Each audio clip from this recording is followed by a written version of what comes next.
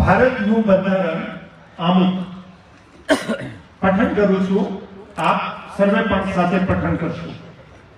અમે ભારતના લોકો ભારતને એક सर्वभौम समाजवादी बिन सांप्रदायिक लोकतंत्रात्मक प्रजासत्ताक तरीके संस्थापित करवानो तथा तेना सर्व नागरिकोने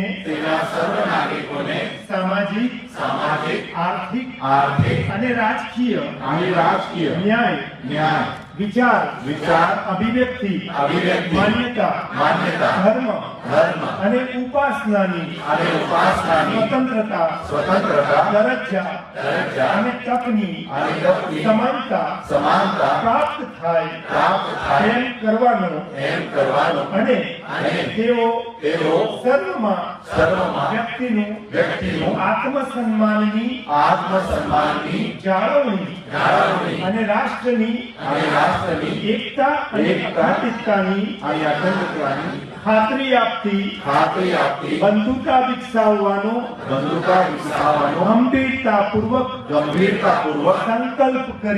સંકલ્પ કરીને અમારી આજની આ સમારોહમાં અમારા સંવિધાન સભાના સંકલ્પને યાદ કરીને અમે સંવિધાનને અપનાવી તેને અધિનિયમિત કરી અમને પોતાને अर्पित करिए છીએ.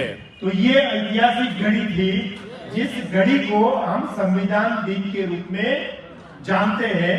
हमारे परम वंदनीय बोधिसत्व डॉक्टर बाबा साहब अम्बेडकर ने इसी दिन संविधान भारत को सुपुर्द किया था और तब से हमें पहचान मिली है we the people of India. हम भारत के लोग. यदि आपको कोई पूछता है कि आप कौन हैं तो आपको एक ही जवाब देना है, क्या?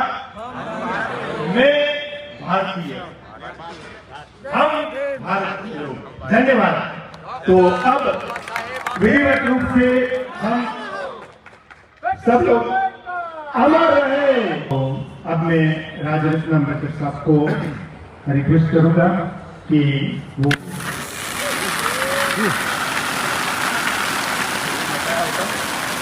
साधु साधु साधु.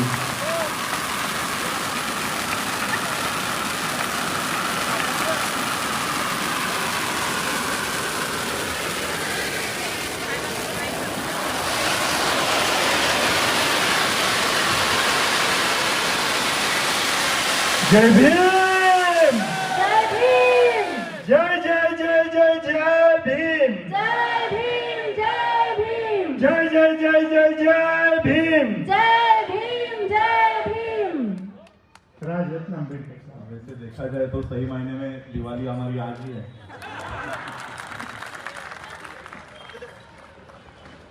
विश्व वंदनीय तथागत सम्यक संबुद्ध विश्व रत्न बोधिसत्व डॉक्टर बाबा साहब अम्बेडकर और जिन जिन महापुरुषों ने और महानायिकाओं ने हमारे हक और अधिकार की लड़ाई लड़ी, उन सभी महापुरुषों को और महानायिकाओं को मैं त्रिवार वंदन करता हूं. आज the Buddhist society of India, SC/ST, railway employees association, अखिल भारतीय SC/ST railway employees association Sabarmati Ahmedabad, इन संगठनों की ओर से डॉक्टर बाबा साहब अम्बेडकर जी ने स्थापन की हुई संस्था बुद्धिस्ट सोसाइटी ऑफ इंडिया, भारतीय बौद्ध महासभा की ओर से आज संविधान दिन का यहाँ पर आयोजन हुआ है.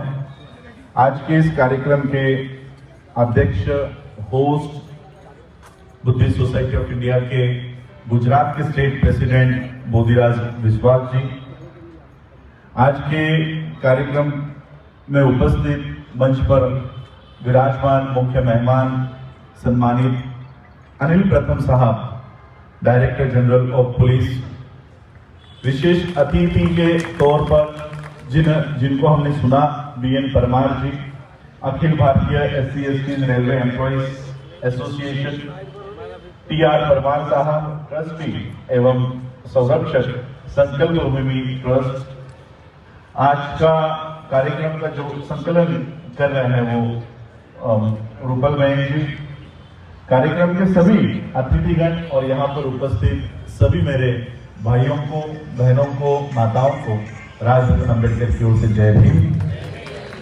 सबसे पहले तो आप सभी लोगों को संविधान दिवस की ढेर सारी मंगल कामनाएं। बैठे बैठे मैं सोच रहा था कि कहां से शुरुआत करूं। आज भले ही हम लोग संविधान दिवस के उपलक्ष्य में संविधान के गौरव के संदर्भ में यहां पर इकट्ठा हुए हैं, लेकिन इस संविधान सभा की नींव या संविधान जो इस देश में निर्माण हुआ, आज जो बाबा साहब ने इस देश को संविधान अर्पण किया, इस संविधान बनने के पीछे गुजरात का एक बहुत बड़ा हाथ रहा है। 23 सितंबर 1917 को डॉक्टर बाबा साहब अम्बेडकर जी को इस गुजरात की धरती से अपमानित होकर घर लौटना पड़ा, और बाबा साहब केवल अपमानित होकर ही नहीं गए। बाबा साहब ने संकल्प किया कि जिस जाति के वजह से मुझे ये सारा सहन करना पड़ रहा है, जिन जाति के वजह से, जिस मनु के कानून के वजह से हम पर यह अन्याय होता है, इतना पढ़ाई लिखाई करने के बावजूद भी बाबा साहब अम्बेडकर जी को यहां बड़ौदा सरकार में नौकरी करते समय एक घर रहने का ठिकाना यहां पर नहीं मिला। तो बाबा साहब अम्बेडकर जी इस धरती को, गुजरात की धरती को छोड़ते समय यहां से संकल्प लेकर गए कि जिस जाति व्यवस्था की वजह से मुझ पर यह अन्याय हुआ है, इसको खत्म किए बगैर मैं नहीं रहूंगा। और वहीं से इस देश के संविधान की नींव, मुझे लगता है यही से संकल्प भूमि से ये नींव रखी गई है। तो आज इसलिए मैं कहना चाह रहा था कि गुजरात का एक बहुत बड़ा रोल यहां पर रहा है। आज हम लोग संविधान का गौरव करने के लिए यहां पर इकट्ठा हुए हैं। हमने शुरुआत में संविधान का प्रियम्बल पढ़ा, उद्देशिका पढ़ी। ये संविधान 11 सेशंस में ये संविधान बना।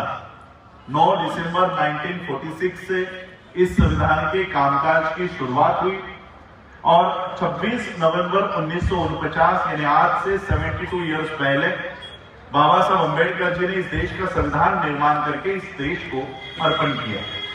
इस देश के संविधान निर्माण करने के लिए 11 सेशंस का आयोजन किया गया और उन 11 सेशंस में से 6 सेशंस ये केवल प्रियम्बल के लिए है, उद्देश्य क्या के लिए है कि संविधान का उद्देश्य क्या होगा।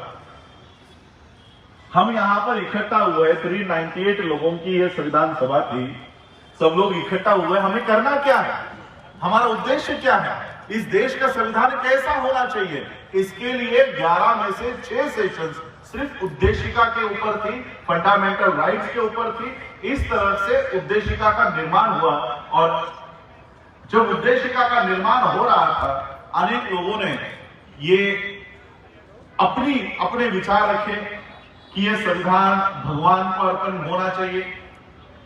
किसी ने इच्छा व्यक्त की कि नहीं, भगवान को नहीं, अल्लाह को अर्पण होनी चाहिए।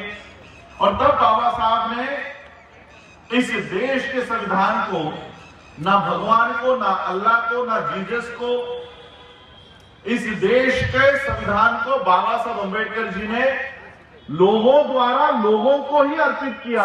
We the people of India, हम भारत के लोग भारत को यह संविधान दे रहे हैं। यानी इस देश में नहीं, पूरे विश्व में पहली बार भगवान, अल्लाह, जीसस या अगर किसी से हारा है तो हम भारत के लोगों से वो हारा है। तो ये संविधान बाबा साहब अम्बेडकर जी ने, हम भारत के लोग, ये जिम्मेदारी हमारी है। इस देश के प्राइम मिनिस्टर के ऊपर इस देश के लोकतंत्र को बचाने की जिम्मेदारी नहीं है। इस देश के संविधान को बचाने की जिम्मेदारी प्राइम मिनिस्टर की नहीं है, सुप्रीम कोर्ट के जज की नहीं है, आपके कलेक्टर की नहीं है। ये जिम्मेदारी किसकी है? हम भारत के लोग। हम इस देश को कैसे बनाएंगे? इस देश में इक्वलिटी होगी, जस्टिस होगा, और ये कौन देगा? हमें देना है।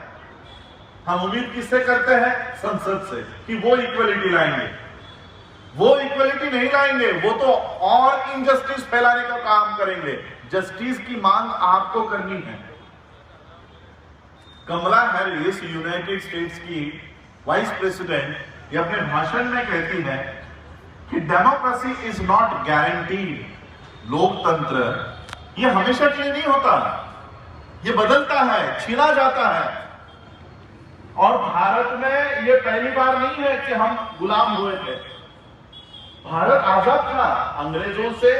अंग्रेजों के आने से बहुत पहले से भारत आजाद हुआ करता था। फिर भारत कई बार गुलाम हुआ कैसे? भारत ने अपनी आजादी खोई कैसे? कुछ नाम लिख कर लाया है। मोहम्मद बिन कासिम, इसने भारत पर जब आक्रमण किया, सिंध प्रांत पर जब आक्रमण किया, तो सिंध के राजा का जो सैनिक का अधिकारी था, उसने मोहम्मद बिन कासिम से, क्या कहते हैं हम, ब्राइब कह लो, पैसे कह लो, वो मोहम्मद बिन कासिम के इशारों पर, उसके पैसों पर वो उसने लड़ाई लड़ने से मना कर दिया, और फिर ये सिंध प्रांत मोहम्मद बिन कासिम का गुलाम बन गया। मोहम्मद गोरी ने जब भारत पर आक्रमण किया, तो यहां का जयचंद नाम का, उसने मोहम्मद गोरी को भारत पर आक्रमण करने के लिए इनवाइट किया, आक्रमण करने के लिए आमंत्रण दिया। कई बार भारत ने अपनी आजादी खोई है। ऐसा नहीं कि भारत में लोकतंत्र नहीं था। 26 जनवरी 1950 में इस देश में लोकतंत्र आया, ये कोई पहली घटना नहीं थी।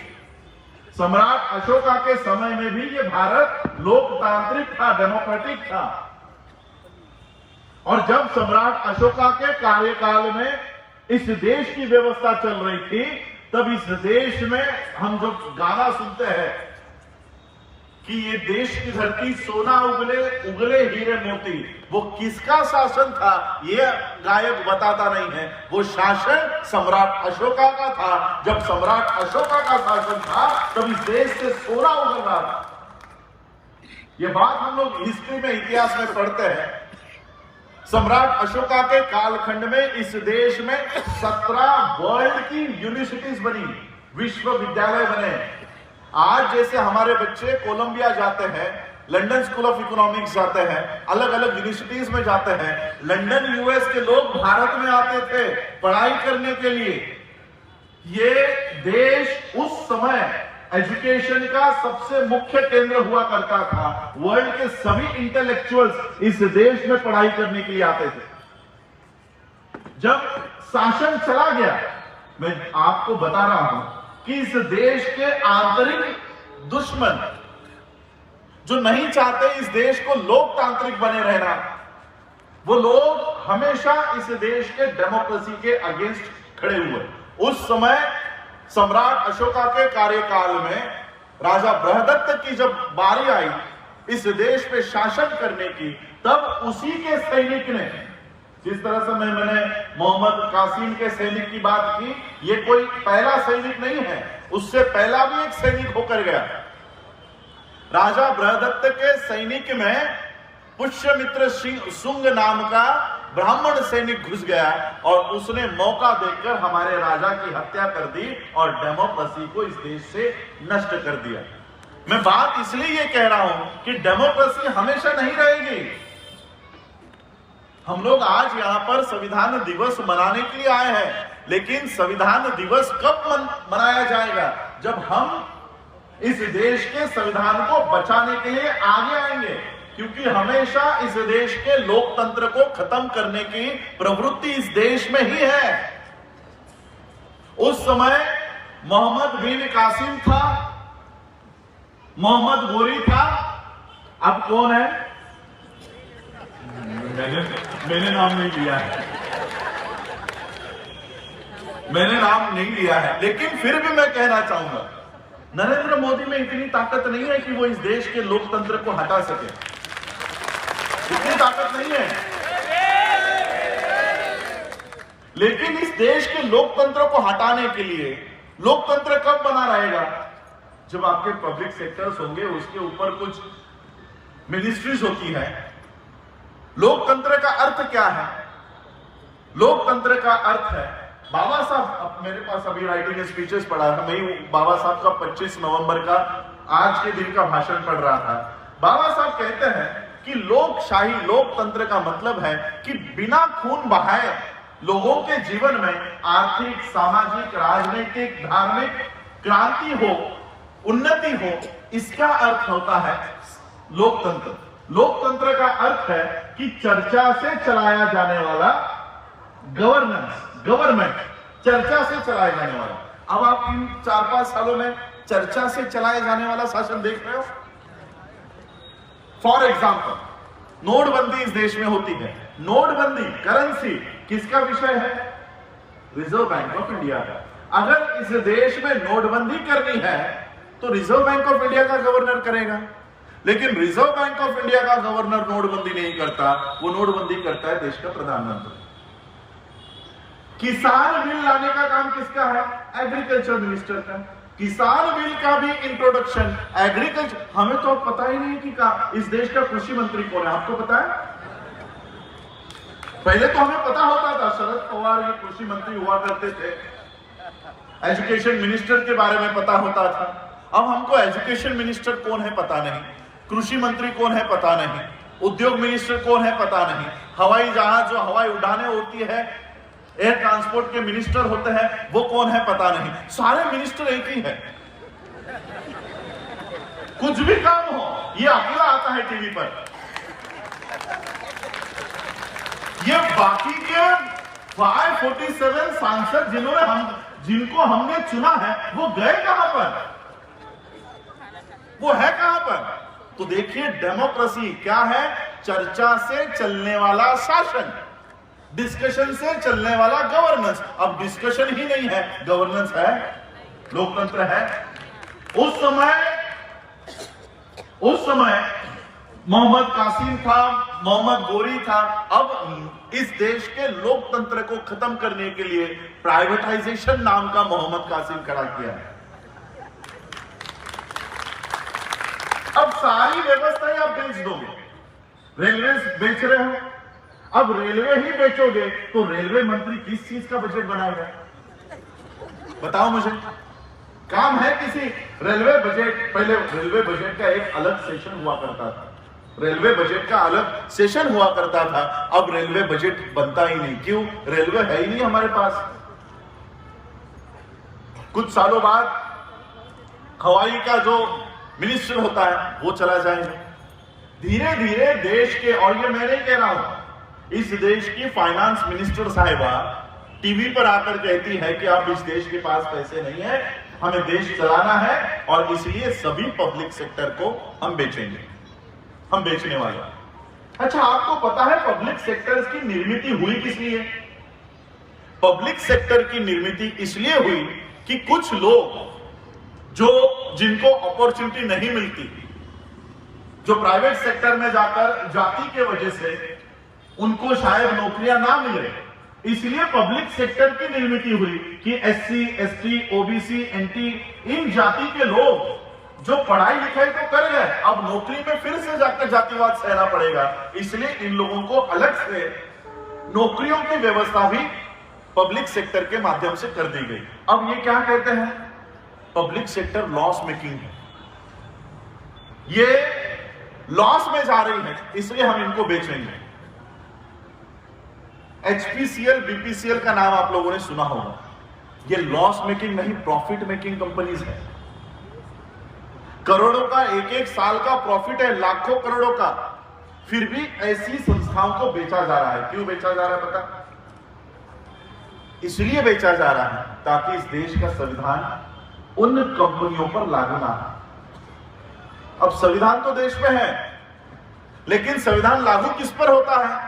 पब्लिक सेक्टर्स पर, पब्लिक स्कूलों पर, आप पर। बाहर से आई हुई कंपनी पर भारत का संविधान लागू होगा।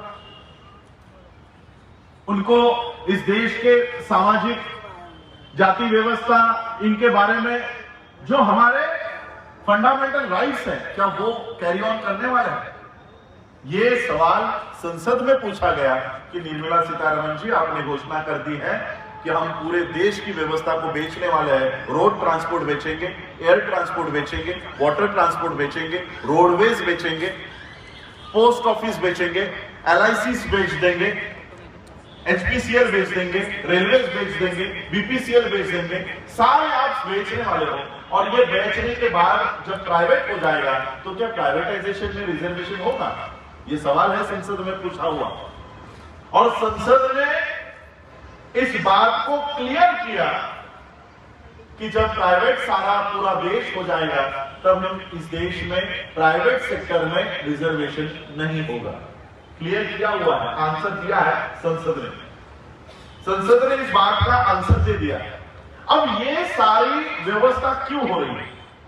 आज आप लोग यहां पर जो बैठे हो, ये सिर्फ 72 इयर्स की बदौलत है। आज आप अच्छे अच्छे कपड़े में बैठे हो, कुर्सियों पर बैठे हो, अच्छे घरों में हो। आप सोचिए, यही से 100 साल पहले बाबा साहब को इस गुजरात से जाना पड़ा, घर नहीं मिला था बाबा साहब को रहने के लिए।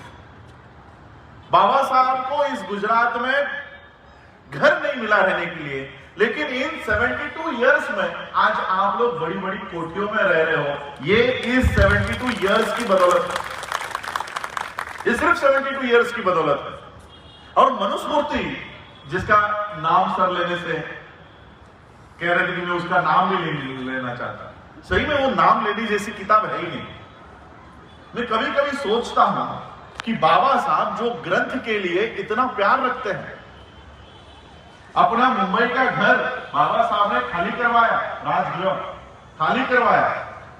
मेरे दादाजी, दोनों दादाजी, मेरे सगे दादाजी मुकुंद राव, उनके बड़े भाई यशवंत राव, हम सभी लोग उस राजगृह में रहा करते थे। मेरे पिता का जन्म राजगृह का। लेकिन जब ग्रंथों के लिए बाबा साहब ने देखा कि अब मुझे ग्रंथों के लिए घर बनाना है, तो बाबा साहब ने अपने परिवार वालों को घर से बाहर निकालकर 2 अलग अलग उससे भी बड़े बड़े बंगलों बांध कर दिए और राजगृह सिर्फ किताबों के लिए रखा, सिर्फ किताबों के लिए। विश्व में पहले ऐसे व्यक्ति होंगे जिन्होंने किताबों के लिए घर बनाया, किताबों के लिए। लेकिन वही महामानव एक किताब को सरेआम जलाकर, मनुस्मृति सरेआम जलाकर। सोचिए, जो व्यक्ति ग्रंथों से इतना प्यार करता है लेकिन एक ग्रंथ को सरेआम जलाता है। इसी ग्रंथ की वजह से आज इस देश में जो जाति व्यवस्था है, ऊंच नीच की व्यवस्था है, ये इसी की पैदाइश है। इसलिए बाबा साहब ने उस ग्रंथ को जलाने का काम किया। आज इस जाति व्यवस्था की वजह से आज हम लोग देख रहे हैं 72 इयर्स का संविधान, इसकी उम्र कितनी है? आज से वो 73 और 73rd ईयर में पदार्पण करेगा। जब संविधान लागू हुआ तब हमारा कोई बच्चा पैदा हुआ हो तो आज वो 72 इयर्स का होगा व्यक्ति, यानी एक ही जनरेशन। सेकेंड जनरेशन तो अभी एंटर हुई है। आज हम लोग 30-35 साल के हैं, हम तो अभी अभी संविधान को समझने लगे हैं। उसके अधिकार हम लेने वाले हैं। हमने अभी तक लिए भी नहीं होंगे। हमारे बच्चे, अभी एक बच्चा आकर गया 17 साल का है, संविधान का क्या उपयोग करता होगा? क्या उसको संविधान की बदौलत रिजर्वेशन मिलता है? नहीं मिल रहा, नौकरी मिल रही है। उसने तो अभी तक संविधान का इस्तेमाल करना भी शुरू नहीं किया। यानी संविधान का इस्तेमाल हमारे सिर्फ एक पीढ़ी ने किया है। कितने? एक पीढ़ी ने, 1 जनरेशन। इस संविधान के दायरे में अभी हमारी एक जनरेशन अभी पूरी तरह से बूढ़ी भी नहीं हुई, अभी वो बूढ़ी भी नहीं हुई और हम पूरी तरह से संविधान में आए भी नहीं है, संविधान के दायरे में। उससे पहले ही संविधान को हटाने की बातें इस देश में होने लग गई।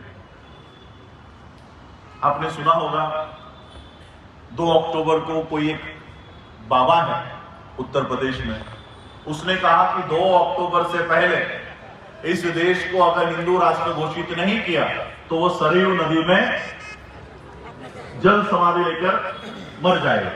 आज भी जिंदा है। मैंने उस समय कहा था कि तू नहीं, तेरा मसीहा भी आकर इस देश को हिंदू राष्ट्र कभी नहीं बना सकता, कभी नहीं बना सकता।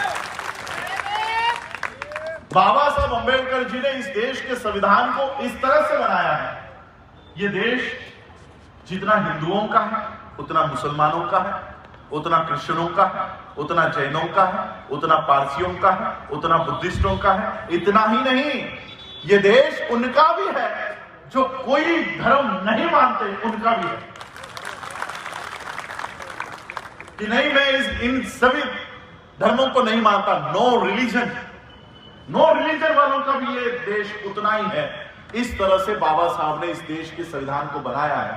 आप बाकी के सभी धर्म के लोग, ये लोग हिंदू राष्ट्र की घोषणा करते हैं, वो कहां जाएंगे?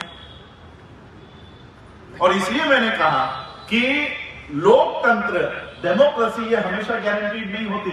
हमें उसके बचाव के लिए हमेशा आगे आते रहना चाहिए। फॉर एग्जाम्पल, किसान आंदोलन आप देख रहे हो पिछले 1 साल से शुरू है।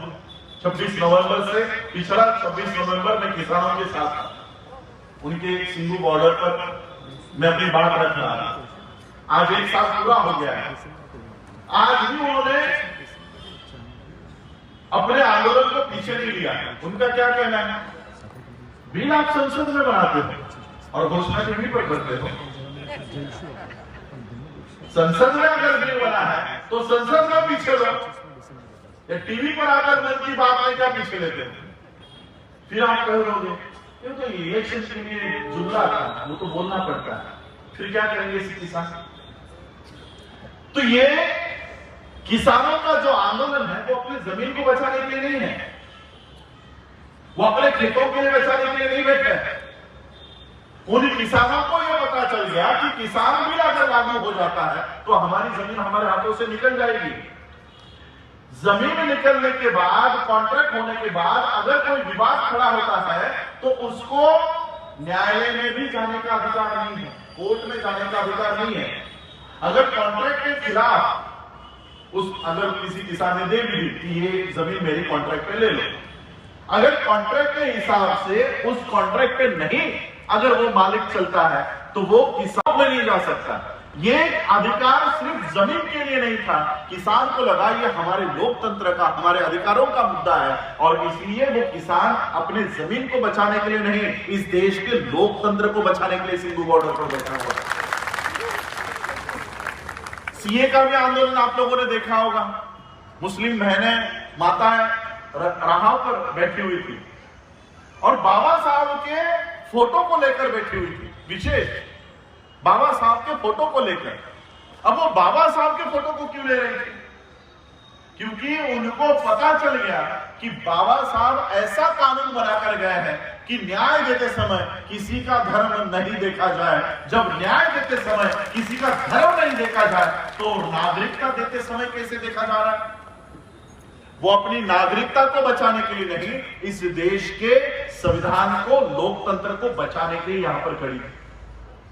कोरोना की वजह से उनका आंदोलन पीछे हट गया। अगर वो कोरोना नहीं होता तो आज इस देश के प्रधानमंत्री को सीए एक्ट भी पीछे लेने की मन की बात करनी पड़ती। वो भी एक्ट की, ये एक्ट भी हम पीछे ले रहे हैं। तो ये मैं इसलिए कह रहा हूं कि ये 72 इयर्स में ये अभी 4-5 सालों से ही संविधान के साथ क्यों इस तरह की बातें हो रही है? मनुस्मृति कब से है पता है आपको? अब जब मैंने बाबा साहब के 1917 की बात की तब भी मनुस्मृति का ही कानून था। बाबा साहब के पिताजी राम जी बाबा, ये भी मनुस्मृति के दायरे कानून में ही जी रहे थे। उनके पिताजी वो भी मनुस्मृति के कानून में थे। हजारों सालों तक हम मनुस्मृति के दायरे में रह चुके हैं, हजारों साल। और ऑन एन एवरेज अगर हम 1500 साल भी पकड़े, 1500 इयर्स भी पकड़े, और एक व्यक्ति की ऑन एन एवरेज उम्र 100 साल की पकड़े तो 1500 डिवाइड बाय 100, 15 पीढ़ियां हमारी मनुस्मृति में गई। 15 पीढ़ियां। अब हमारी संविधान में कितनी पीढ़ी हो गई है? एक। 15 पीढ़ियां हमारी मनुस्मृति में गई है और एक पीढ़ी अब हमारी संविधान से सारे अधिकार करके अब रिटायर हो रही है। तो 1500 साल पुरानी मनुस्मृति को ये 70 साल के संविधान से इतना डर क्यों लग रहा है? क्यों लग रहा है? अरे 1500 साल तुमने इस देश पे राज किया, जाति व्यवस्था, ऊंच नीच, ये सब आपने 1500 साल में इस देश में फैलाया। अब कहां पर संविधान लागू हुआ है? 72 वर्ष का हुआ है। फिर आपको वो बाकी के जो लोग देश में, जयचंद जैसे लोग, और वो क्या है वो उसका नाम, पुष्यमित्र जैसे लोग आज फिर खड़े हो रहे हैं। वो क्यों हो रहे हैं? मैं आपको उदाहरण देना चाहता हूं क्यों ये लोग इस देश के संविधान के खिलाफ हैं, या क्यों ये इस देश के संविधान को हटाना चाहते हैं। ऑफिशियल बयान है इस देश के अनेक सीएमओ का, जैसे हरियाणा के सीएम थे खट्टर, इन्होंने 2-3 साल पहले ये बयान दिया था कि इस देश में धर्म के आधार पर संविधान होना चाहिए। धर्म के आधार पर संविधान, नया कानून। और अभी हमने नए नए बयान पढ़े हैं मांडलेश्वर और बाकी के लोगों के, और ये ऑफिशियल पदों पर है, आरएसएस के, विश्व हिंदू परिषद के ऑफिशियल पदों पर है। इनके बयान है कि मोदी जी इस देश के प्रधानमंत्री नया संसद बना रहे हैं, तो नए संसद में नए संविधान में प्रवेश हो, नया संविधान में ही प्रवेश करो, जुना संविधान रख दो। क्यों दिक्कत है इस देश के संविधान से? मैं आपको बाबा साहब की जीवन की घटना बताना चाहता हूं, जिस वजह से ये बाबा साहब के संविधान को हटाना चाहते हैं। बाबा साहब जब छोटे थे, मनुस्मृति के दायरे में ही थे, मनुस्मृति का कानून लागू था। आज हम अच्छे कपड़े पहन रहे हैं। बाबा साहब जब उनकी माता भीमाई बाबा साहब को नए कपड़े लेने के लिए जाती, पूरे पैसे लिया करते थे। पूरे पैसे देने के बावजूद वो दुकान वाला बाबा साहब को कपड़े ऐसे ही नहीं देता था। पहले जमीन पर पानी डालता था, उसका कीचड़ बनाता था, और फिर वो कपड़े कीचड़ में मैले करके फेंक के देता था कि तुम अछूतों को नए कपड़े पहनने की इजाजत नहीं है, ये गंदे कपड़े भी तुम पहने। ये मनुस्मृति का कानून था। तो इसी मनुस्मृति के कानून में जब बाबा साहब अंग्रेजों की बदौलत पढ़ाई कर रहे थे, स्कूल में थे, अंग्रेज भी कोई हमारे सगे नहीं थे। उनको इस देश में लड़ाई लड़ने के लिए, एडमिनिस्ट्रेशन के लिए लोग चाहिए थे। अब लोग चाहिए तो उनको प्रशिक्षित करना होगा, इसलिए उन्होंने स्कूल्स बनाए, और वहां पर उनको तो जाति व्यवस्था, मनुस्मृति पता नहीं थी, तो उन्होंने सबको भर्ती करना शुरू कर दिया। और जब बाबा साहब के पिताजी, उनके भी पिताजी को यह पता चला कि अंग्रेज शासन में हमको हथियार रखने की परमिशन मिल रही है, हमें स्कूल में जाने की परमिशन मिल रही है, तब मेरे दादाजी भी और परदादा के पिताजी भी ये ग्रेजुएट है। रामजी बाबा, आपने फोटो देखे होंगे ना रामजी बाबा का, सूट बूट टाई कोट में। बाबा साहब ही नहीं, उनके पिताजी भी टीचर थे, हेडमास्टर थे। ये अंग्रेजों की वजह से हमको शिक्षा का अधिकार मिला। और जब बाबा साहब पढ़ाई कर रहे थे, बाबा साहब के पिताजी अलग अलग राज्यों में, वहां पर उनकी पोस्टिंग हुआ करती थी, बच्चों को वो देख नहीं पाते थे। तो एक समय जब बाबा साहब के पिताजी की पोस्टिंग घर से थोड़ी नजदीक हुई, तो उन्होंने सोचा चलो अभी घर के थोड़ा करीब हूं तो बच्चों को देखना चाहता। तो उन्होंने, बाबा साहब के पिताजी ने बाबा साहब को टेलीग्राम किया। बाबा साहब उस समय कुछ 10-15 साल के रहे होंगे। बाबा साहब को टेलीग्राम किया कि अगर आप लोगों के स्कूल की छुट्टियां लग गई होंगी तो आप सभी लोग मुझे मिलने के लिए मेरे इस कैंप पर आ जाओ। मुझे मिलने के लिए ये ट्रेन पकड़ो और इस स्टेशन पर उतर जाओ। जिस दिन आने वाले हो मुझे टेलीग्राम करके बता देना, मैं किसी को तुमको लेने के लिए भेज दूंगा। बाबा साहब के पिताजी ने टेलीग्राम किया, टेलीग्राम बाबा साहब को मिला। बाबा साहब, उनके बड़े भाई, उनके बहनों के बच्चे, ऐसे 4-5 बच्चे मिलकर उन्होंने पिता को मिलने की तैयारी शुरू कर दी। बाबा साहब ने टेलीग्राम किया कि हम इस तारीख को निकलेंगे, हमें स्टेशन पर लेने के लिए आ जाना। अब ये टेलीग्राम बाबा साहब के पिताजी के ऑफिस में आया और जिसके पास ये टेलीग्राम गया उसने बाबा साहब के पिताजी को टेलीग्राम दिया है। अब पिता को पता ही नहीं कि बच्चे कब आने वाले, और बच्चों ने यहाँ पर ट्रेन पकड़ ली।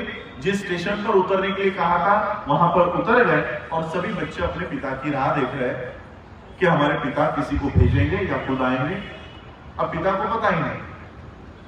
ट्रेन आकर चली गई, सभी लोग अपने अपने दिशा पर चले गए और फिर स्टेशन मास्टर ने देखा, अरे बच्चे तो अच्छे घर के लग रहे हैं, अच्छे कपड़े पहने हुए थे, मिलिट्री मैन के बच्चे, जैसे डिसिप्लिन बहुत हुआ करती थी हमारे घरों में, अच्छे कपड़े पहने हुए हैं। तो स्टेशन मास्टर को लगा कि सवर्णों के बच्चे हैं। तो स्टेशन मास्टर नजदीक आया, उसने कहा कहां जाना है, तुम्हें लेने के लिए कोई आया नहीं? तो बाबा साहब ने कहा कि ये हमारे पिताजी मिलिट्री में बड़े अफसर हैं, उन्होंने हमको टेलीग्राम करके बुलाया है, शायद हमारा टेलीग्राम हमको नहीं मिला, हमें इस पते पर जाना है। तो स्टेशन मास्टर ने बगल में ही बग्गी खड़ी थी, आप तो क्या कहते हो, बग्गी कहते हो, बैलगाड़ी, बग्गी खड़ी थी। उस बग्गी वाले को बुलाया और कहा कि देखो ये बड़े अफसर के बच्चे हैं, इनको अपने पिता के यहाँ इस पते पर छोड़कर आ। तो उस बग्गी वाले ने भी सभी बच्चों को गाड़ी में बैठने के लिए कहा, सभी बच्चे गाड़ी में बैठ गए और ये गाड़ी बाबा साहब के पिताजी के स्थान के लिए रवाना हुई। थोड़ी देर बाद बग्गी वाला बच्चों से बात करने लग गया कि कहां से आए हो, तुम्हारा नाम क्या है, कौन जाति के हो। और जैसे ही जाति के बारे में पता चला, इसने बग्गी को रोका और सभी बच्चों को गालियां देकर नीचे उतारा। अरे तुम तो अछूत हो, मुझे लगा तुम लोग सवर्ण हो, तुम्हारे कपड़ों से मैं धोखा खा गया, अभी के अभी मेरे बग्गी से नीचे उतर जाओ। सभी बच्चे नीचे उतर गए। बाबा साहब के पास ज्यादा पैसे थे, बाबा साहब ने कहा कि ये पैसे ले लो, लेकिन हमें हमारे पिता के पास छोड़ दो। ज्यादा पैसे के लालच में वो बग्गी वाला बोला कि ठीक है, लेकिन तुम लोग अछूत हो इसलिए मेरे गाड़ी में बैठ नहीं सकते, मेरे गाड़ी के पीछे पीछे चलते चलते आना पैदल। और फिर ये बग्गी शुरू हो गई। 2-3 किलोमीटर चलने के बाद सभी बच्चे थक गए थे, उनको प्यास लग गई और वो बग्गी वाले से बाबा साहब ने कहा कि आपके पास जो पानी है वो थोड़ा सा पिलाओ, मुझे बहुत प्यास लगी है।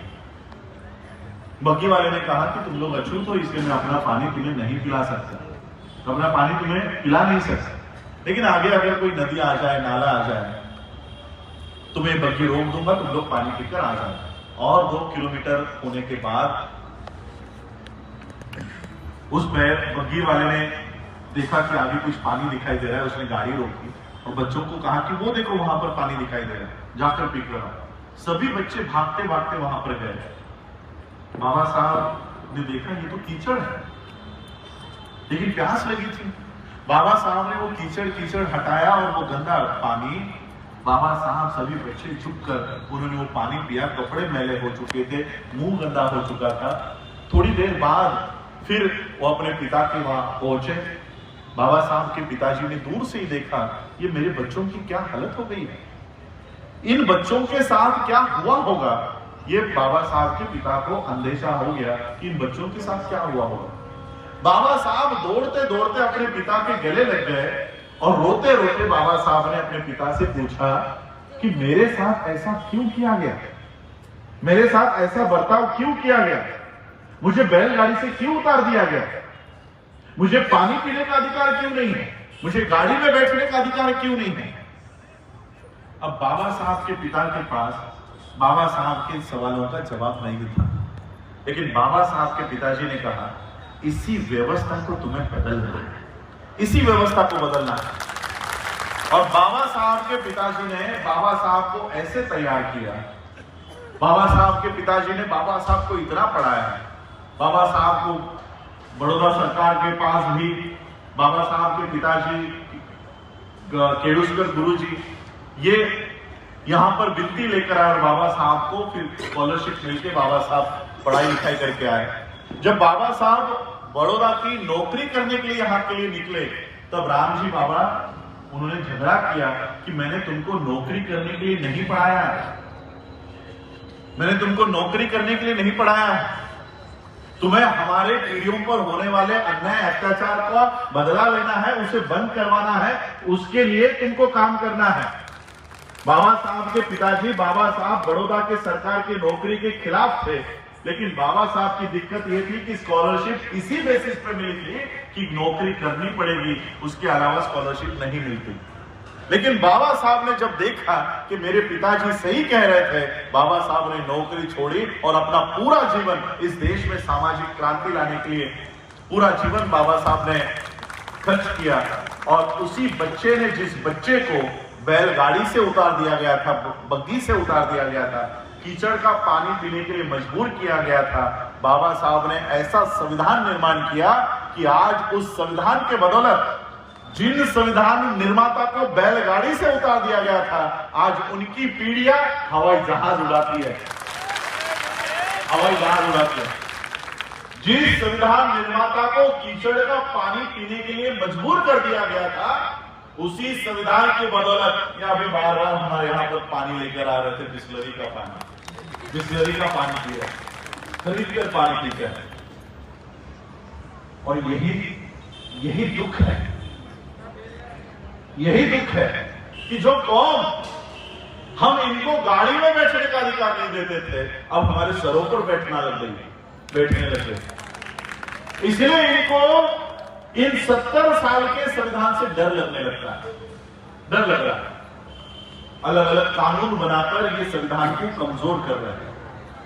और दिक्कत यह है कि जिस तरह से किसानों के दिलों में इस देश के संविधान के प्रति, लोकतंत्र के प्रति जागरूकता है, जिस तरह इस देश के मुसलमानों के दिलों में इस देश के संविधान के प्रति, लोकतंत्र के प्रति जागरूकता है, लेकिन जो कौम 2500 सालों से गुलाम बनी थी, 70 साल के संविधान में आज अच्छा जीवन बिता रही है, वो अपने अधिकारों के लिए रिस्पॉन्सिबिलिटीज भूल चुकी है, वो भूल चुकी है।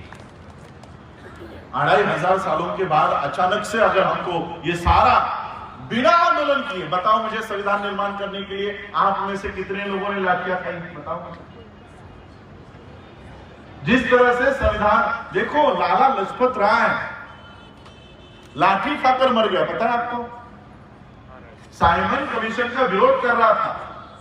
जो साइमन तुमको अधिकार देने के लिए आया था, तुमको अधिकार ना मिले इसलिए वो अपनी जान दे रहा था।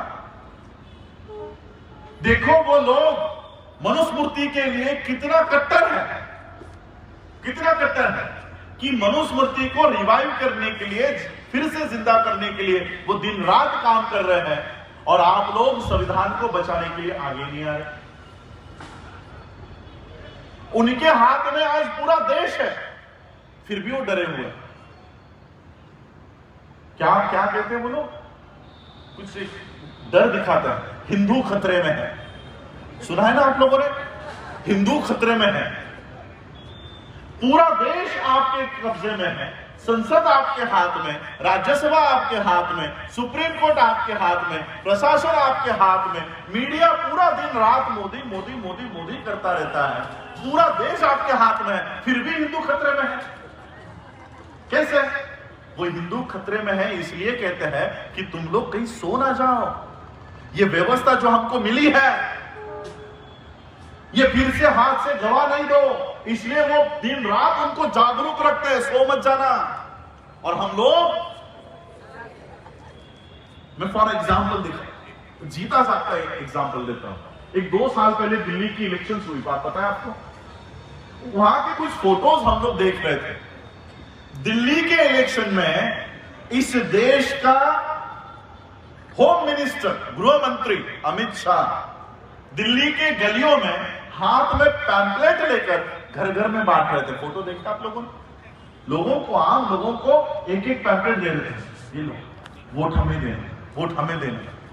इस देश का गृह मंत्री, होम मिनिस्टर, पूरा देश उनके हाथ में है, लेकिन फिर भी वो गलियों में उतरता है, सड़कों पे जाता है और अपनी विचारधारा को फैलाने के लिए अपनी विचारधारा के पैम्पलेट बांट रहा है। कौन? Home minister. हमारे किसी जिला अध्यक्ष को कहा जाए कि ये पैम्पलेट बांटना, वो कहेगा मैं क्यों बांटूं, मैं क्यों जाऊं?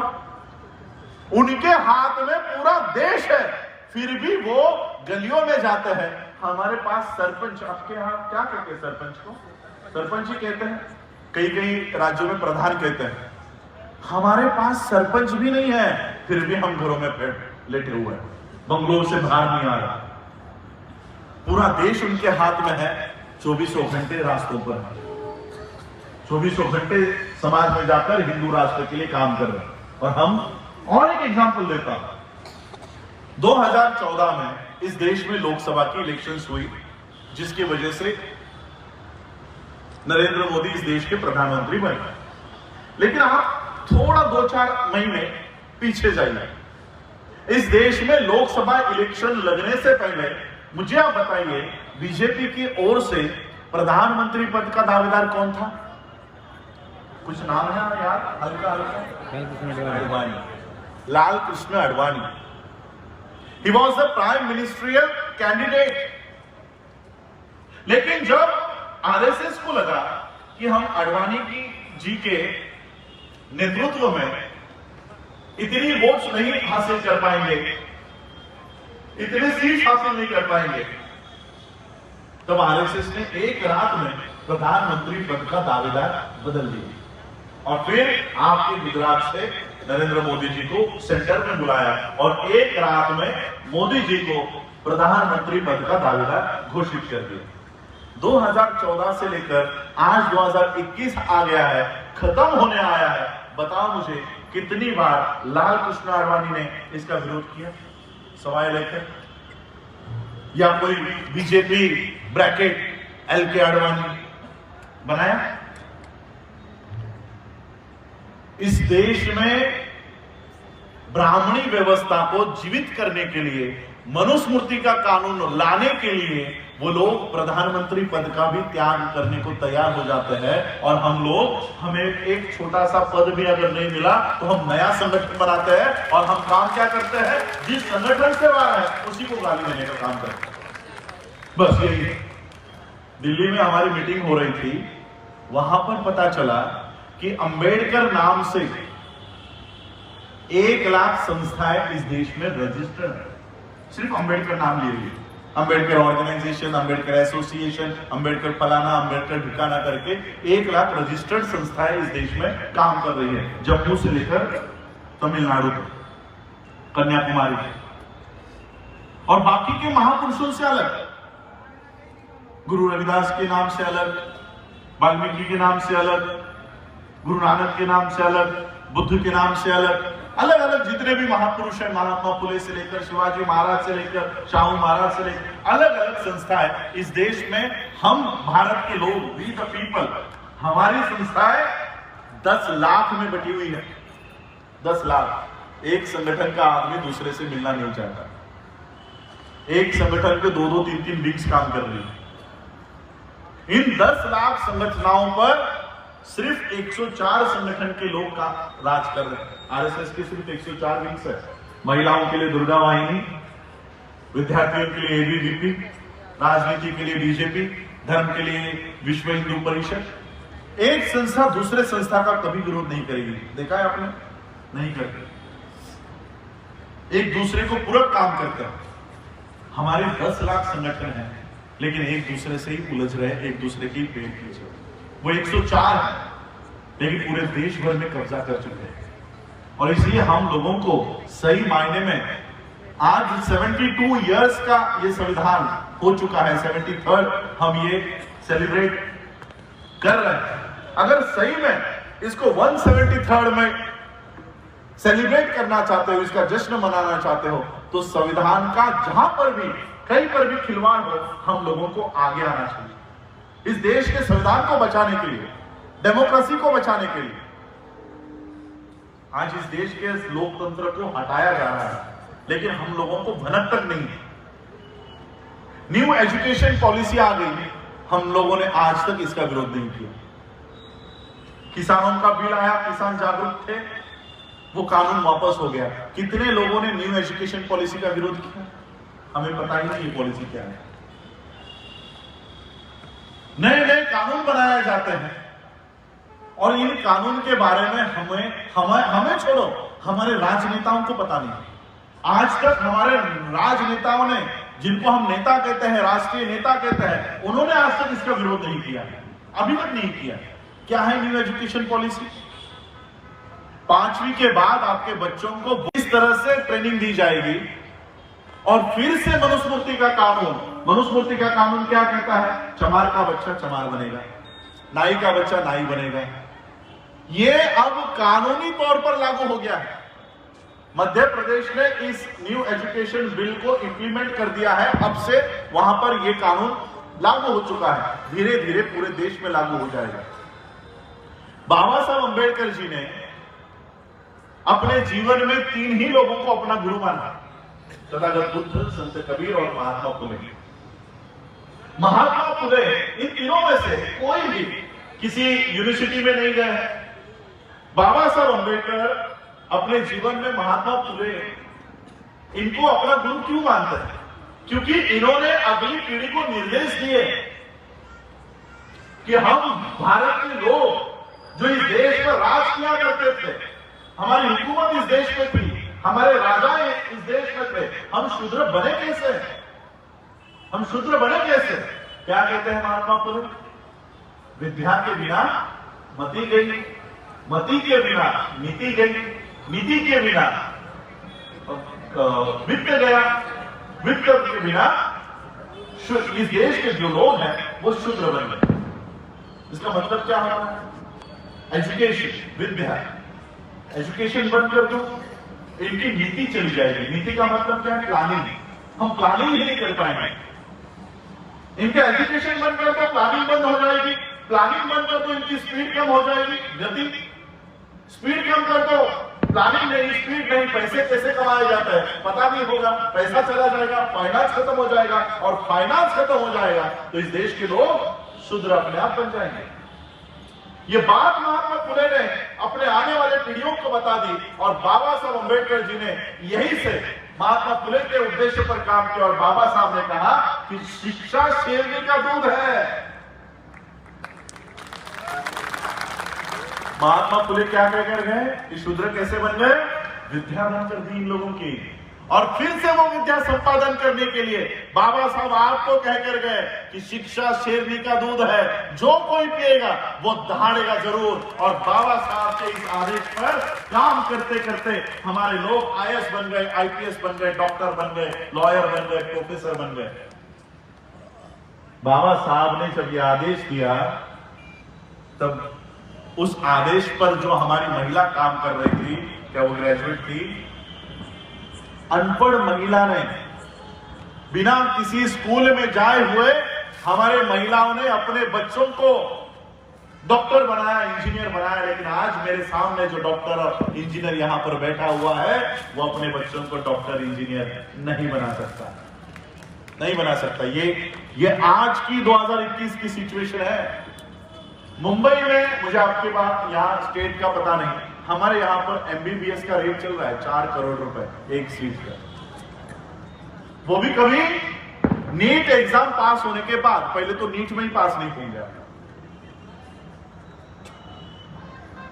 आपका संविधान उठाकर पढ़ लीजिए, आर्टिकल 21C। बाबा साहब कहते हैं कि education will be the responsibility of states. शिक्षा ये राज्यों की जिम्मेदारी होगी। इसका मतलब क्या है कि शिक्षा का कभी प्राइवेटाइजेशन नहीं होगा। संविधान कहता है कि शिक्षा का प्राइवेटाइजेशन नहीं होगा। जमीनी लेवल पर आप मुझे बताओ कि आपके यहां पर प्राइवेट शिक्षा है कि नहीं? और जो सरकारी है वहां पर तो रोटी और नमक खिलाया जाता है। उत्तर प्रदेश की घटना है, हमारे यहां पर दूध खिलाया जाता है, खिचड़ी खिलाई जाती है। सरकारी स्कूलों की हालत ऐसी है कि आपके बच्चे वहां पर सिर्फ गुलाम बनाए जाते हैं, डॉक्टर नहीं। और जिन स्कूलों से डॉक्टर बनाए जाते हैं वहां पर हम पैर नहीं रख सकते। Ryan international annual fees for junior KG 3.5 lakh रुपए। पोद्दार बायो 4.5, पोद्दार इंटरनेशनल 4.5 लाख रुपए। जी लिटेरा 4.5 से 5 लाख रुपए 1 साल की, 3 साल के बच्चे के लिए देने वाले हो। विद्या के बिना मती गई। क्या इस लोकतंत्र को बचाने के लिए हम कभी आगे आएंगे? हम क्या कहते हैं, संविधान जलाने पर हम 2 अप्रैल को इकट्ठा होते हैं, लेकिन वही संख्या हमारी एक आर्टिकल को बचाने के लिए आगे आनी चाहिए। रोज एक आर्टिकल देश के संसद में से हटाया जा रहा है, वहां जलाया जा रहा है, वहां पर हम कुछ नहीं कह रहे, कुछ नहीं कह रहे। साउथ की अनीता नाम की हमारी बहन, हमारी बच्ची इस नीट के खिलाफ अकेली खड़ी हुई, नीट के खिलाफ। उसने कहा कि अगर मैं 12th साइंस में 98% से पास हुई हूं तो मुझे फिर से एग्जाम देने की क्या जरूरत है?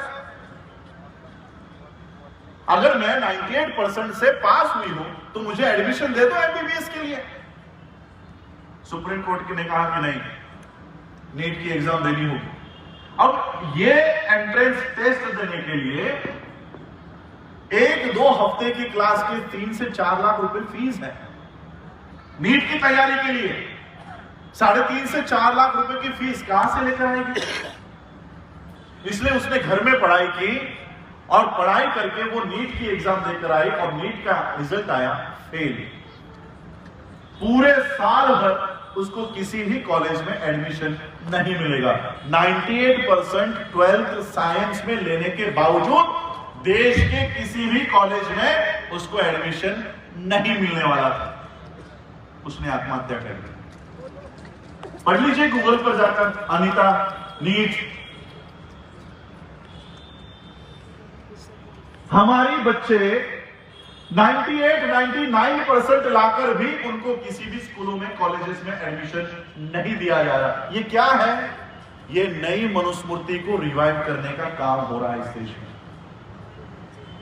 फिर से मनुस्मृति के कानून को जिंदा करने का काम इस देश में हो रहा है, संविधानिक कानून बनाकर हो रहा है, लेकिन हम चुप हैं, हमें पता ही नहीं क्या हो रहा है।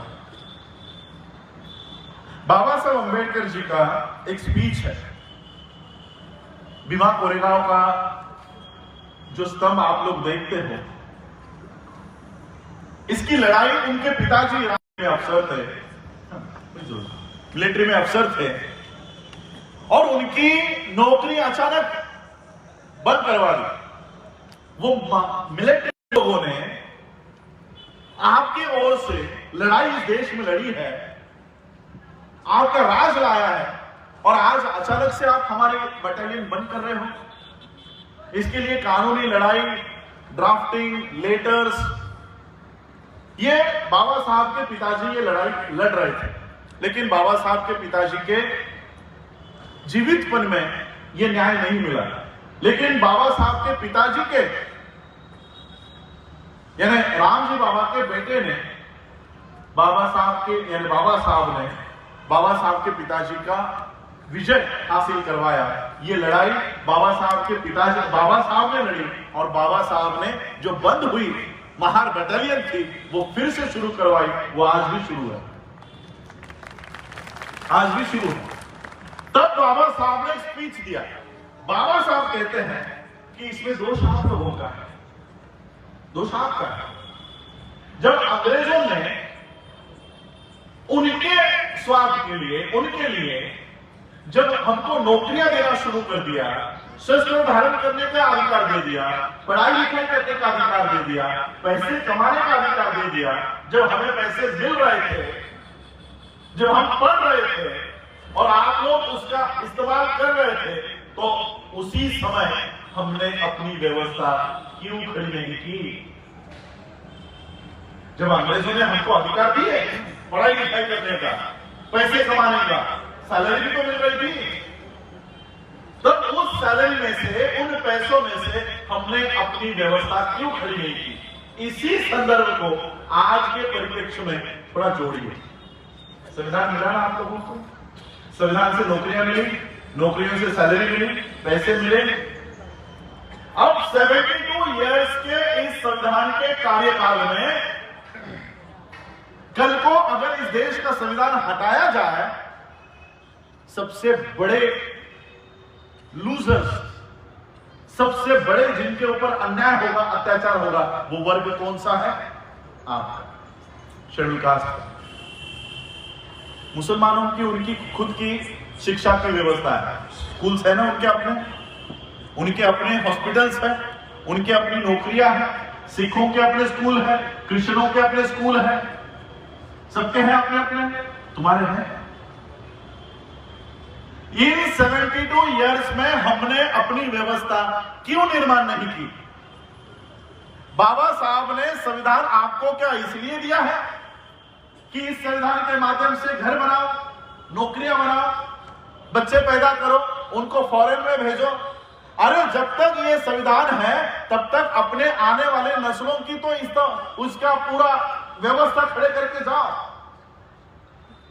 आज भी हम अपने बेसिक स्कूलिंग के लिए, एजुकेशन के लिए सरकार पर निर्भर हैं। हमें एडमिशन दो, हमें स्कूल दो, हमें हेल्थ दो, आरोग्य की व्यवस्था करो। और इसलिए आज मैं इसी काम के ऊपर लगा हूं कि इन 72 इयर्स के संविधान का ज्यादा से ज्यादा बेनिफिट हम लोगों को लेना चाहिए। संविधान का बेनिफिट आज मुसलमानों ने लिया, क्रिश्चियनों ने लिया, सिखों ने लिया, अपनी व्यवस्था बनाई। हमने आज तक अपनी व्यवस्था नहीं बनाई। शिक्षा के लिए आज भी हम निर्भर हैं, आरोग्य के लिए, हेल्थ के लिए आज भी हम दूसरों के ऊपर निर्भर हैं, नौकरियों के लिए भी आज हम सरकार पर निर्भर हैं। इसलिए इस 72 इयर्स में हमें अपनी खुद की व्यवस्था खड़ी करनी है। सैलरी मिलती है ना हमको, और ऐसा नहीं कि हम अपनी व्यवस्था खड़ी नहीं कर सकते। पिछले साल डॉक्टर बाबा साहब अम्बेडकर जी की जयंती हम नहीं मना पाए थे, लॉकडाउन की वजह से हम घर के बाहर नहीं निकल रहे थे। इकोनॉमिक टाइम्स में 16 अप्रैल को एक खबर छपी कि बाबा साहब अम्बेडकर जी की जयंती भारत में नहीं मनाई गई। मैं सोच रहा था ये इकोनॉमिक टाइम्स को क्यों इतना दुख हो रहा है, ये क्या फ्रंट पेज पे बाबा साहब की ऑनलाइन जो पत्रिका है उस पर लिखा है। तो पूरी न्यूज पढ़ने के बाद उस इकोनॉमिक टाइम्स का दर्द मुझे पता चला। उसने लिखा था कि बाबा साहब अम्बेडकर जी की जयंती न होने की वजह से भारतीय अर्थव्यवस्था को, इंडियन इकोनॉमिक्स को 2100 करोड़ रुपए का लॉस हो गया। कितना? 2100 करोड़। यानी हम जब बाबा साहब की जयंती मनाते हैं तो लाइटिंग्स करते हैं, डीजे लाते हैं, पटाखे लाते हैं, नए कपड़े लाते हैं, घर को पेंटिंग करते हैं, अच्छे अच्छे व्यंजन बनाते हैं। इससे सारा मार्केट से हम जब लेकर आते हैं तो भारतीय अर्थव्यवस्था को एक दिन में हम कितना रुपए देते हैं? 2100 करोड़। पूरे देश भर का आंकड़ा है 2100 करोड़। अब आप थोड़ा सा सोचिए, जो समाज सिर्फ बाबा साहब अम्बेडकर जी को अभिवादन करने के लिए एक दिन में 2100 करोड़ रुपया खर्च कर सकता है, क्या वो समाज अपनी व्यवस्था खुद नहीं बना सकता? कभी गोलवलकर की जयंती देखी आप लोगों ने? तिलक की जयंती देखी कभी? कोई एक पटाखा नहीं फोड़ता, कोई दिया भी नहीं लगाता होगा, 1 रुपया खर्च नहीं करते ये गोलवलकर की जयंती पर, तिलक की जयंती पर। लेकिन आज उनकी व्यवस्था है, उनकी व्यवस्था कायम हो गई थी। गोलवलकर की व्यवस्था है, संसद में गोलवलकर के लोग वहां पर बैठे हुए हैं, सुप्रीम कोर्ट में गोलवलकर के लोग बैठे हुए हैं। हम बाबा साहब को सिर्फ इमोशनल बाबा साहब का आंदोलन खड़ा करना चाहते हैं, सिर्फ इमोशनल, भावनिक। जयंती आती है तो बाबा साहब, 26 नवंबर आई तो बाबा साहब, विजयादशमी आई तो बाबा साहब, और जैसे ये दिन चले गए तो फिर माता की चौकी, करवा चौथ,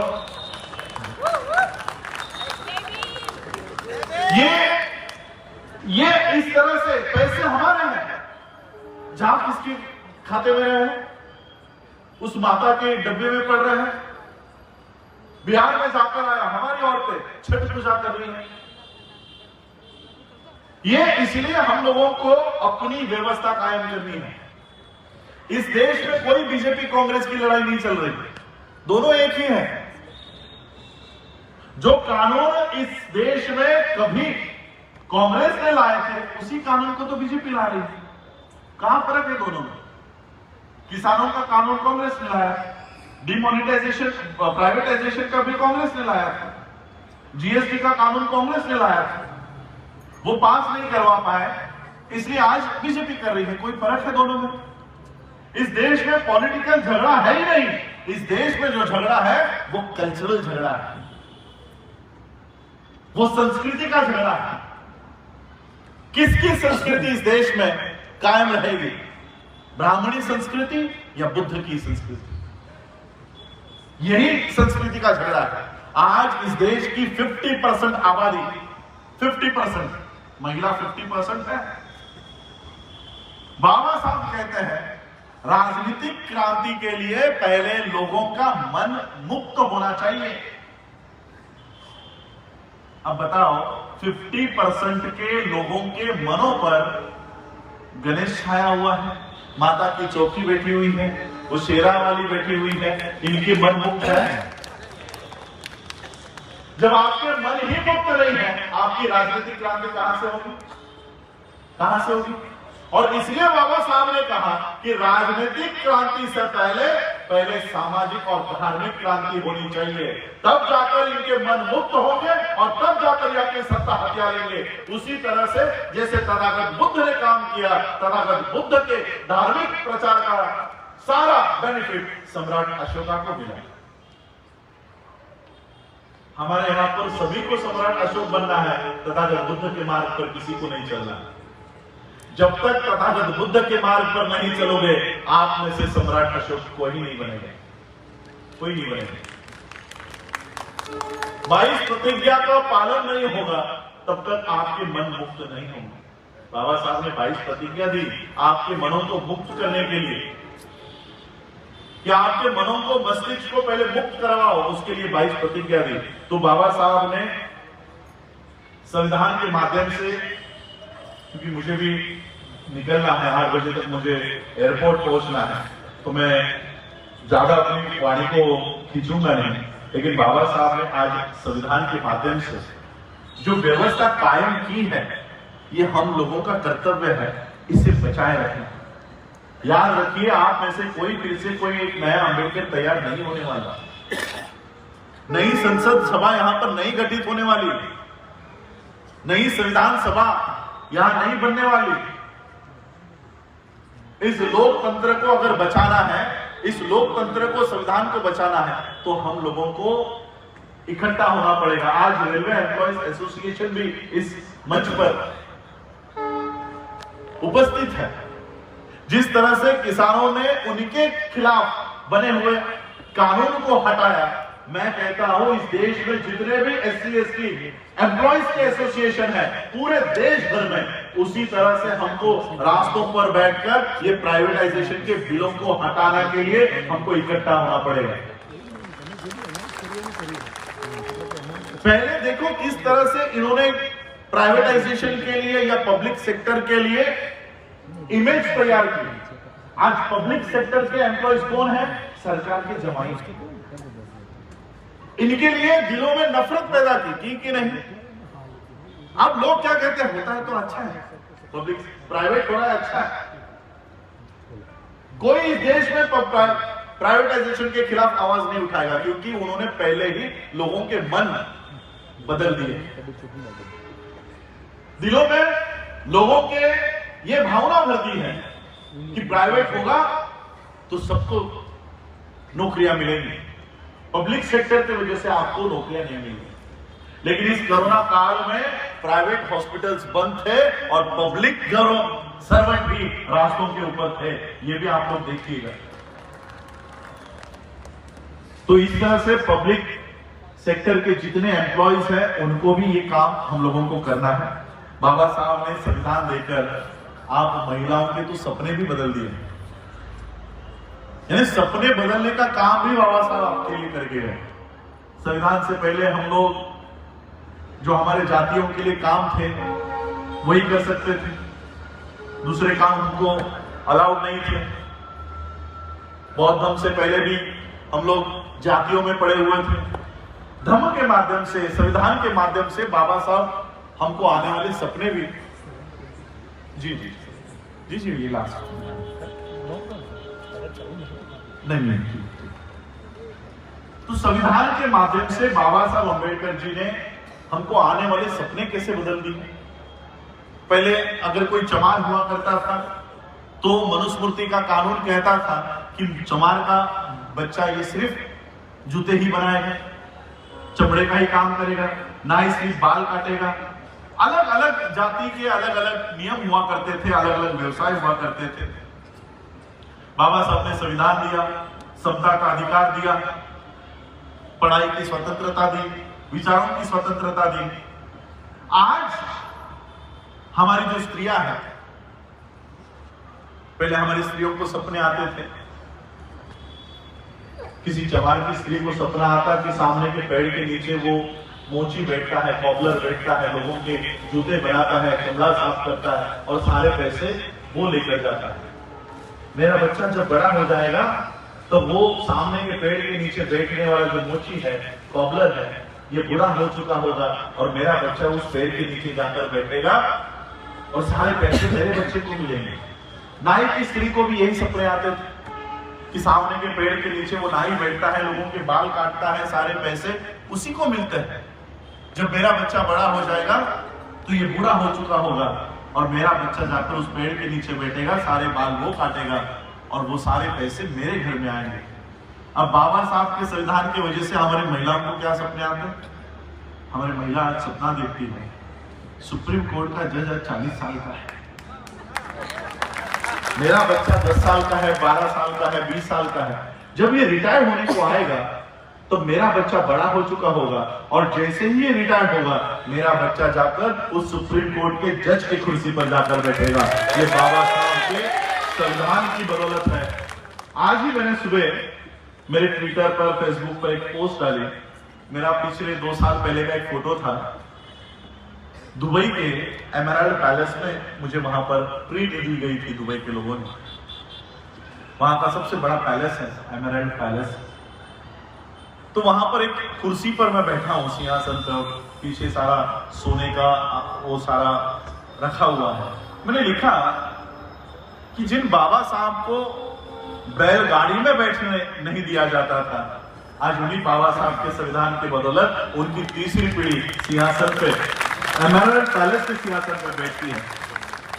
और ये मैं नहीं हूं, मैं प्रतिनिधित्व करता हूं हमारी जनरेशन का।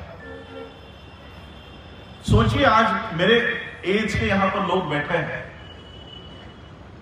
शायद उनको उनका इतिहास पता नहीं है, क्योंकि वो इतिहास कोई बताने वाला है नहीं। दिन भर आसाराम बापू अभी तो फिलहाल जेल में है, ये सारे बापू बाबा है और वो उनकी अब वो राधे माँ पता नहीं और कौन कौन आ गई है। ये सब बैठने लगे हैं। संस्कार चैनल, आस्था चैनल, ये सारे चैनल्स पर दिन रात ब्राह्मणिकल सिस्टम का प्रचार होता है। हमारे चैनल्स ही नहीं, हमारा इतिहास बताएगा कौन? हमारा इतिहास ही पता नहीं है लोगों को। और फिर हमारे इतिहास में देखो, जैसे मैंने कहा कि हम लोगों को इमोशनली वो बाबा साहब से जोड़ने का काम करते हैं और इमोशनली हम लोगों को उल्लू बनाकर चले जाते हैं। जय भीम नाम ले लिया, अरे ये जय भीम बोल दिया। वैसे तो आज के दिन नरेंद्र मोदी भी सुबह से जय भीम जय भीम जय भीम चिल्ला रहा है। फिर लोग क्या कहते हैं, मोदी ने जय भीम बोला, मोदी ने संविधान को माथे से लगाया। एक तरफ माथे से लगाता है, दूसरी तरफ नष्ट करने का काम करता है। तो हम लोगों को ऐसे तितरों से बचना चाहिए। हम लोगों को अब कोई भावनिक होकर हम लोगों की जो ये लोग हम लोगों को फंसा रहे थे, वो हमको अब बंद करवाना होगा। अभी आप लोगों ने एक मूवी देखी होगी जय भीम नाम की, मुझे भी बहुत अच्छी लगी, बहुत अच्छी, बढ़िया रियल स्टोरी है। अब लोग क्या कहेंगे, अरे बाबा साहब की फिल्म है। वो फिल्म भले ही जय भीम नाम की है, लेकिन वो प्रचार कम्युनिज्म का करती है। आपने एक सीन देखा होगा आंदोलन में, वहां पर नीले झंडे नहीं, लाल झंडे वहां पर लगाए गए, लाल झंडे। यानी जय भीम नाम बोलकर हमको कहां लेकर जा रहे हैं, लाल सलाम की ओर। इसलिए मैंने वहां पर ट्वीट किया और कहा कि जय भीम के साथ लाल सलाम नहीं, नमो बुद्धाय ही अच्छा लगता है। हम कार्ल मार्क्स के नहीं, तथागत बुद्ध के अनुयायी हैं। आपने देखा होगा कि वकील के पीछे मार्क्स का बड़ा पुतला है कि नहीं, फेस है बड़ा मार्क्स का। जय भीम नाम बोलकर मार्क्स को जिंदा करने की टेक्निक है। इसलिए हम लोगों को ये जो लोग फंसा रहे हैं, इससे हमको बचना चाहिए। बाबा साहब का नाम लेकर हमारे में लोग छोड़े जाते हैं और कई लाल सलाम की ओर और पता नहीं और किन से नारे आने वाले हैं, उसकी ओर लेकर जा रहे हैं। तो हम लोगों को सतर्क होना है। बाबा साहब ने जो संविधान हमको दिया है, उस संविधान की रक्षा के लिए हम लोगों को एक दूसरे के साथ खड़ा होना है। देखिए आज इस देश में, मैं मुस्लिमों में न्यूयॉर्क की एक संरचना है, पीटर फेडरिक उसके अध्यक्ष हैं, और ये पीटर फेडरिक वर्ल्ड लेवल पर आरएसएस का विरोध करने का काम यूएन में करते हैं, यूएस में करते हैं। उस organisation for minorities of India का मैं इंडिया का प्रेसिडेंट हूं, इसलिए मैं माइनॉरिटीज के साथ भी काम करता हूं, मुस्लिमों के साथ, क्रिश्चियनों के साथ, सिखों के साथ, बुद्धिस्ट तो मैं खुद हूं।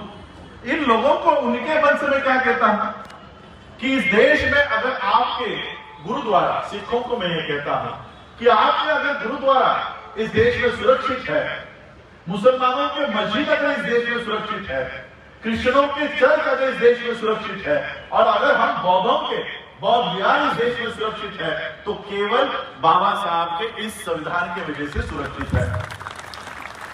जैसे आपने आर्टिकल 25 का उल्लेख किया, ये आर्टिकल 25 हमें अपने धर्म का प्रचार प्रसार करने का, आर्टिकल 15 प्रचार प्रसार करने का अधिकार हमको देता है।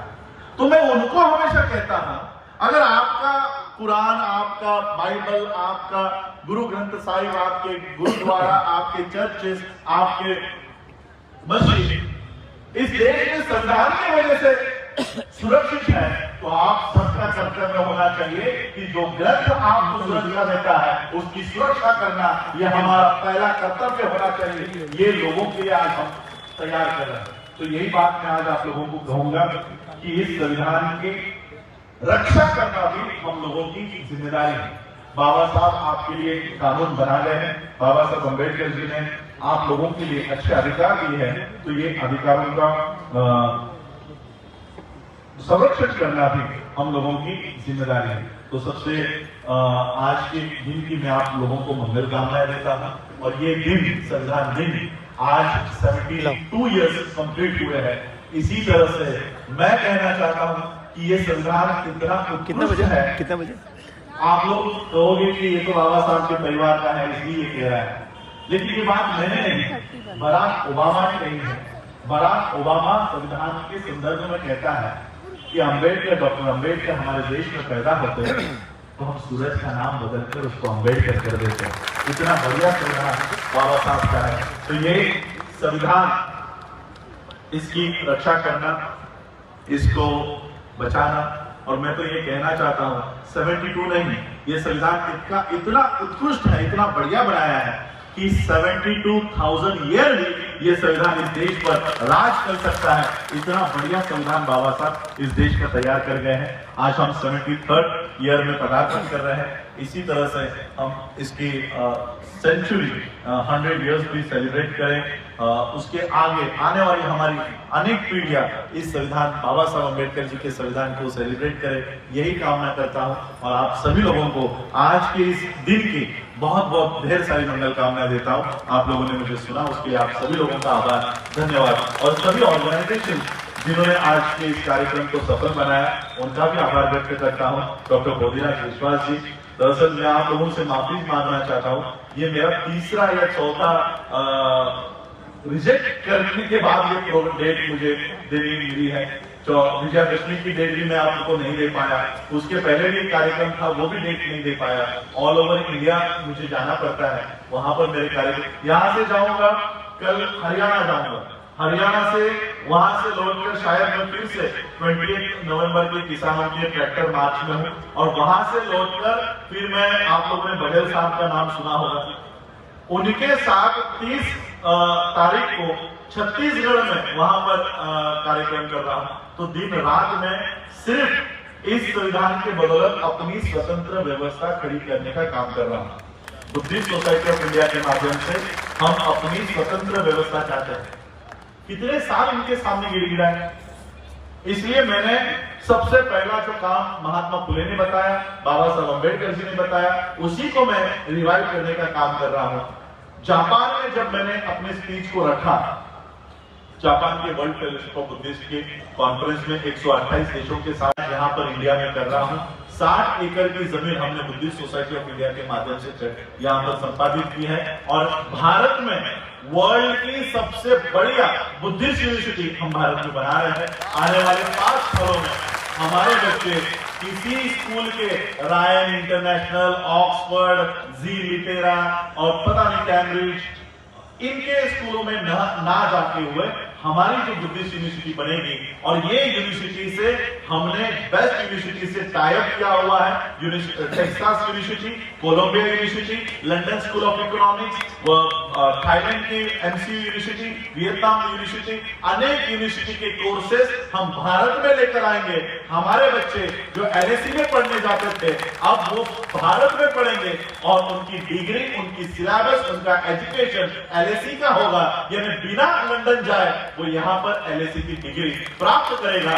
ऐसी एजुकेशन सिस्टम मैं आने वाले 5 सालों में यहाँ पर खड़ी कर रहा हूँ, और केवल आपके 2100 करोड़ रुपए एक दिन के खर्चे के 100 करोड़ रुपए महीने के लेकर 1 करोड़ रुपए, सॉरी 1 करोड़ रुपया एक महीने में मैं बाबा साहब की इस संस्था को देने वाला हूं। 1 करोड़ रुपया एवरी मंथ।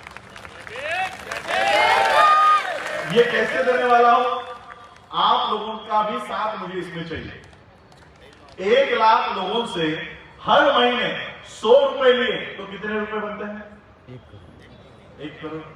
100 रुपया एक महीने में आप लोग दे पाओगे? 1 लाख लोगों से मैं अंडरटेकिंग बनवा रहा हूं। कुछ पेपर्स मैं आपको भेज दूंगा। जो लोग 100 रुपया बाबा साहब के संस्था को देंगे, वो अंडरटेकिंग लिख कर देंगे। हर महीने हमारे संस्था की ओर से आपको एसएमएस आएगा। आपको आता है ना, अंबानी भेजता है मैसेज, भेजता है आपको। 80 दिन पूरे होते ही आपका जियो का रिफिल करा था 500 रुपया। अंबानी भेजता है कि नहीं भेजता? 500 रुपए के लिए अंबानी अगर आपको मैसेज भेज सकता है, तो 100 रुपए के लिए अम्बेडकर भी भेजेगा।